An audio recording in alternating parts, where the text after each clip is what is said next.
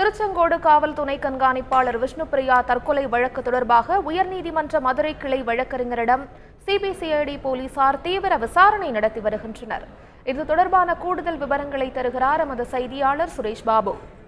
சேலம் மாவட்டம் ஓமலூரைச் சேர்ந்த பொறியியற் பட்டதாரி கோகுல்ராஜ் மரணம் தொடர்பான விசாரணை அதிகாரியாக திருச்செங்கோடு டிஎஸ்பி விஷ்ணுபிரியா நியமிக்கப்பட்டிருந்தார். இந்த வழக்கு விசாரணை தொடர்பாக விசாரணை மேற்கொண்டிருந்த நிலையில் கடந்த 18ஆம் தேதி அவர் தனது இல்லத்தில் இருந்த அறையில் தூக்கிட்டு தற்கொலை செய்து கொண்டார். விஷ்ணுபிரியாவின் இந்த தற்கொலை சம்பவம் பல்வேறு மர்மங்களை உள்ளடக்கியுள்ளதால் இந்த விசாரணையை சிபிஐயிடம் ஒப்படைக்க வேண்டும் என்று பல்வேறு தரப்பினர், அது குறிப்பாக அவரது பெற்றோர் உட்பட பல்வேறு தரப்பினர் கோரிக்கை விடுக்கப்பட்டது. இதனை ஏற்ற தமிழக அரசு கோகுல்ராஜின் மரணம் மற்றும் டிஎஸ்பி விஷ்ணுபிரியாவின் தற்கொலை சம்பவத்தை சிபிசிஐடி வசம் ஒப்படைத்து விசாரணைக்கு உத்தரவிட்டது.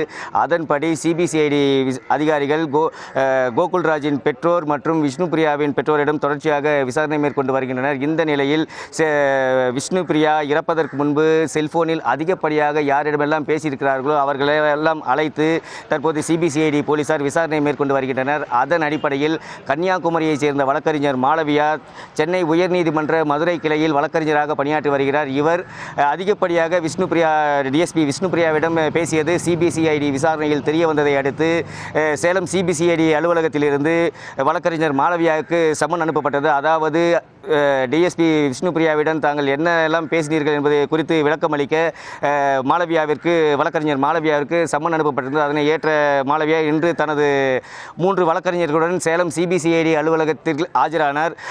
சேலம் சிபிசிஐடி அலுவலகத்தில் உள்ள கண்காணிப்பாளர் நாகஜோதி முன்பு ஆஜரான மாளவியா தற்போது அதற்கான விளக்கத்தை அளித்து வருகிறார்.